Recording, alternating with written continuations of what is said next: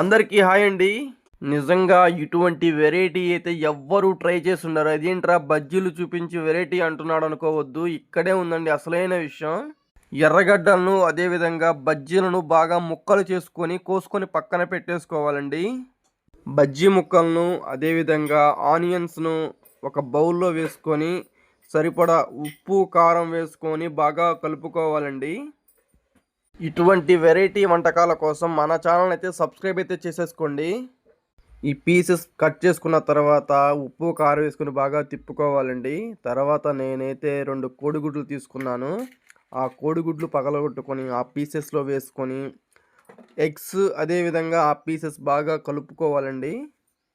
మనం చేయాలనుకున్న వెరైటీ అయితే తయారైపోయింది. ఇక యాజ్ టీజ్గా అయితే తినేసేయండి. లేదులేండి, జస్ట్ నేను జోక్ చేశాను. ఇక వెళ్దాం పదండి కిచెన్లోకి. నేనైతే వెరైటీగా బజ్జీతో ఎగ్ దోశ అయితే నేను ట్రై చేశాను. నిజంగా ఇదైతే వెరైటీయేనండి. కానీ టేస్ట్ అయితే అస్సలు సూపర్గా వచ్చిందండి. నిజంగా చెప్తున్నాను.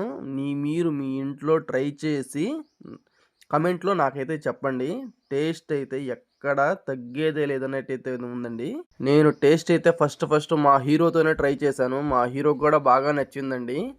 సరే ఇంక నేను కూడా చూశాను. టేస్ట్ అయితే అల్లాడిచ్చేసింది. ఇటువంటి ఇంట్రెస్టింగ్ ఫుడ్ వీడియోస్ కోసం మన ఛానల్ అయితే సబ్స్క్రైబ్ అయితే చేసేసుకోండి. బజ్జీతో దోశ కాన్సెప్ట్ ఎలా ఉందో కమెంట్ అయితే చేయండి. మరో వీడియోతో రేపు వస్తాను. బాయ్.